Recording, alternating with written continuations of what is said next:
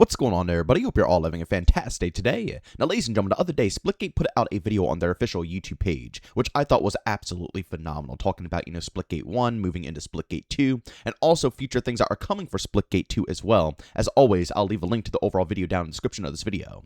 But in that vid, there were a couple of things that I thought were extremely important to go ahead and discuss. First and foremost, the store. Now, I don't know all the details for the store, but that was definitely a point that a lot of people were kind of pissed off about when it came to Splitgate 2 with how everything was priced.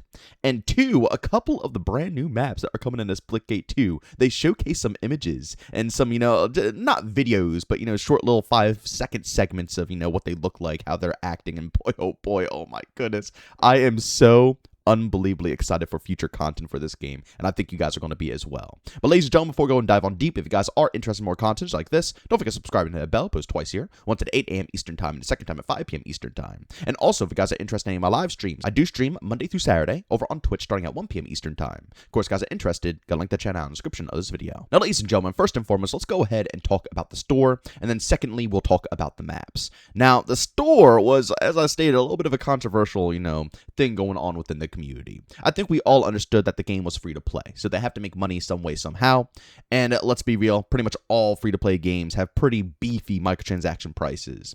But Splitgate 2 got a lot of backlash. And I'll be real with you guys, although I understand that it's free to play and they need to make money, even me, myself, personally, I just didn't cough anything up, really. I might have bought a cheaper bundle, but, all the cool stuff, like, for example, the astronaut outfit. I've been waiting for ages for something to drop in the store. I was waiting, I was saving. I'm like, okay, I'm going to get something that's awesome. The astronaut bundle comes out, and it's like, what, $40-$50? And I'm like, it was rough. Even when you want to support the game, the pricing model was, a little bit on the beefy side to the point where, you just didn't want to. You couldn't really...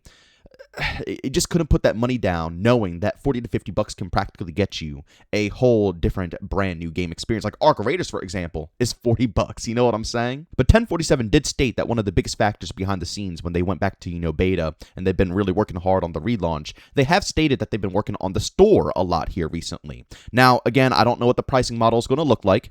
All I know is that they're working hard to make sure that the store is a bit more fair. But they did showcase a little something that I think is absolutely outstanding that I wanted to go ahead and share with you guys, and that is the Proelium Exchange. Now, if you guys remember, Proelium in Splitgate 2 was only used for basically one purpose, to upgrade your weapons. Basically, if you bought a skin, those skins sometimes came with animation, whether it's for the weapons and you have, cool reload animations, or, whatever it is, tracers, or if it's for your character, you have jetpack animations, so on and so forth. I didn't really like this system so much because it's like you're already paying $40 to $50 for the skin itself, and now you have to make sure you save up enough Proelium, which isn't guaranteed because you can only get Proelium in the Battle Pass, which means you can only get a certain amount. So depending on the skins that you purchase, you might not be able to upgrade some of those animations, meaning that you have to spend more cash money. I'm telling you, man, that was a bit of a rough one for a lot of players. But now it seems things are going to be shaking up a little bit here. I don't know if, this method is going to stay the same. I hope it doesn't. I'm going to say this right here, right now. I really, really, really, really hope that all the bundles in this game, when it comes to the animations, you don't have to use a secondary currency to make those animations work. If you're coughing up cash for this bundle, I mean, everything in it should be working. I mean, am I wrong, or do you guys think that I'm correct here? I don't know. It's just an opinion. But if I'm going to be coughing up $20+ for anything, I want to make sure the jetpack does cool stuff. I want the tracers. I want the cool animation for the weapon. I don't want to have to cough up 10 to 20 extra bucks on the side to get Proelium just to make sure those things, do what I thought they were going to initially do. But ladies and gentlemen, pushing that aside, Proelium has a little bit of a new purpose. As you guys can see right here, they showcased this in their brand new video they posted on YouTube. There's now going to be a Proelium exchange, and the Proelium that you save up can now be used as basically in-game currency to get skins for free. And the best part about it is that you don't just earn Proelium through the Battle Pass anymore. You actually earn it through the game itself. Now, the way they worded it made it seem like you could just get Proelium for simply playing matches. Maybe you can. But from hearing further details, it seems like it's going to be challenges. So, like, if you go into the challenge section, like how you progress the Battle Pass and do challenges there, you can earn Proelium and do daily challenges, weekly challenges that will earn you this Proelium currency that you can then take into the Proelium exchange and get stuff from there. So, who knows? Maybe you'll get a larger amount of Proelium for doing the challenges, and maybe you'll get a very small amount of Proelium for completing matches. Again, I don't know. I don't know what's happening here until relaunch actually, occurs, or they come out and do another video deep diving into the store. But regardless, to me personally, this is looking extraordinarily good, and this is a step in the right direction because this means that players will indeed be rewarded for their play time, right? It's not just like you're hopping into the game to only solely grind out the battle pass. Earning a secondary currency that can be used on free stuff for playing the game, I think is a good idea. As long as they don't use Proelium for, again, animations and all that stuff for bundles in the store, I think that this is a good change up. But ladies and gentlemen, I will say this. I actually posted this image you guys are looking at on Reddit, on the Splitgate page. And I got a response from a commenter, and they made a phenomenal point. And I completely agree, and I wanted to put it in this video as well, just to see what you guys have to say down in the comment section, and to further, expand on this concept. Hopefully we can see a few cooler skins when it comes to the Proelium exchange. I get it. The game is free to play, and they need to make sure that all their best looking skins are probably going to be in the store so they can make some cash, right? And for me personally, I don't know about you guys, but I understand why they did it this way, with having skins like this, for the Proelium challenges, because I feel like this is more so for strictly free to play players, right? The ones who don't have that much cash to spend, they just want a free to play game to play. And I think 1047 is trying to find a way to keep those players interacting, knowing that they can still, quote unquote, purchase content, right? Even though it's through, the Proelium that you earn from playing the game. But in order to do that, they need to put in play time. So it's going to encourage those players to keep coming back again and again and again. And then they can reward themselves with these skins. And then the players who do have some more money can, spend cash in the actual store itself.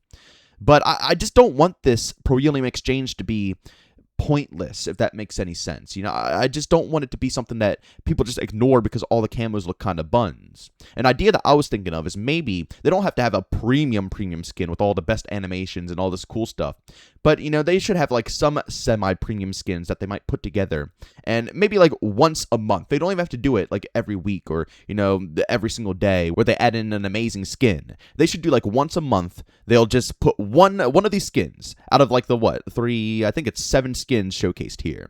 At least one skin that is going to be pretty dang cool and charge a beefy price tag for it. So you have to play a lot of the game, maybe like 1,000 per. I don't know what the rate of being able to earn this currency is going to be like, but that's showcasing 100 for all these skins. Maybe make a skin that's at 1,000 or 2,000 or something like that, depending on the rate that you earn these things.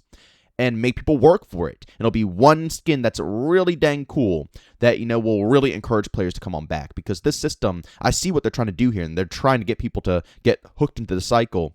But for skins like this, I feel like the majority won't even care. I feel like the Battle Pass content is going to easily blow this out of the water. And you guys know how Battle Passes work, right? It's only like, 10 beans? Actually, I think it was less. I'm sorry, guys. I completely forgot how much the Battle Pass was. It's probably $5 to $10. And then you get to recycle them, right? You get enough points to purchase the next one for free. And then you grind out the next Battle Pass and you get enough points to purchase the next one for free. So the Battle Pass is like endless content. And the content in there is really good. So you need to give people an incentive to want to grind for this currency, right? And want to hop into this store and get some cool stuff out of this one. So, I don't know if it's going to actually happen. I just wanted to throw my 2 cents into, this overall discussion here. I think at least once a month they should have a really flashy skin that costs a crap ton of Proelium, and I think that will encourage players to hop back in on a very consistent basis.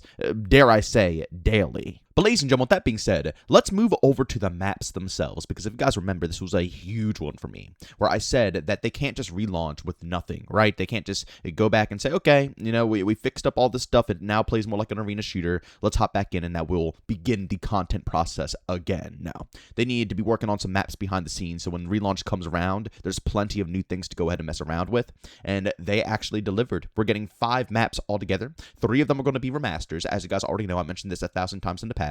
Oasis, Abyss, and Carmen Station. And then we're getting 2 brand new maps. Terra 13, as you guys can see right here. I remember seeing this initially in one of the trailers a long time ago for Splitgate 2. And it's been one of my most anticipated maps for such a long time. And I'm so freaking excited to finally try it out. And the way the devs describe it is it's literally one of the biggest maps. No, not one of. It is the biggest map for Splitgate. So I'm so excited to give this one a go. And, I think that the flow is going to be pretty dang cool from what I could see in the trailers. And then next up, ladies and gentlemen, this is going to be probably my favorite. It looks so freaking cool, does it not?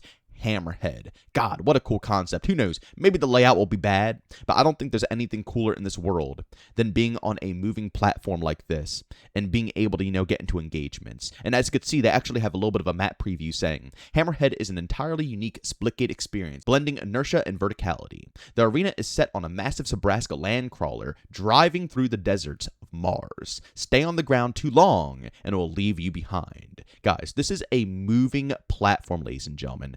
I can't even tell you guys how excited I am to finally give this one a go. And don't just ditch it, because I think moving platforms is such a unique experience, right? And it really adds to the vibes of Splitgate and new things that this game has to offer. And it helps this game, this franchise, stand out from the rest of the crowd. Fingers crossed we see more stuff like this, but guys, I cannot wait to hop into this one. I don't know which one I'm going to prefer more, Terra or Hammerhead. But until we actually get some, hands-on play sessions, I guess we'll have no clue. But boy, oh boy, I can't lie. It's looking very freaking clean. But ladies and gentlemen, that's pretty much all I have for you guys today when it comes to some fresh information for Splitgate. Don't forget, guys, we are right around the corner. This game is going to be dropping again on December 17th, and I am so ready to grind. It's going to be a rough one because Arc Raiders is also starting their expedition system on the 17th. So I'm probably going to mix match both of them when I stream that day. I'm going to stream probably half Splitgate, half Arc Raiders, just so I can, partake in the expedition system. But boy, oh boy, I can't wait for this game to drop again. I love Splitgate 2, and, although this isn't Splitgate 2, we're now in Splitgate Arena Reloaded, it's still Splitgate at the end of the day. And, I took a little bit of a break, and I think a lot of people took a break because the game went back to beta and just wasn't much to come back for. But now that we're going to be getting consistent updates again, content drops, battle passes, and just overall stuff to, look forward to, I'm sinking my teeth in like I've never done it before, ladies and gentlemen. But, of course, as always, if you guys enjoyed today's video, leave a like, and if you hate it, leave a dislike. Don't forget to subscribe and hit the bell. I post twice here, once at 8 a.m. Eastern Time, and the second time at 5 p.m. Eastern Time. And also, if you guys are interested in any of my live streams, I do stream Monday through Saturday over on Twitch starting at 1 p.m. Eastern Time. Of course, guys are interested, got a link to that channel in the description of this video. But as always, thank you for tuning in, and I'll see you all next one. Peace out.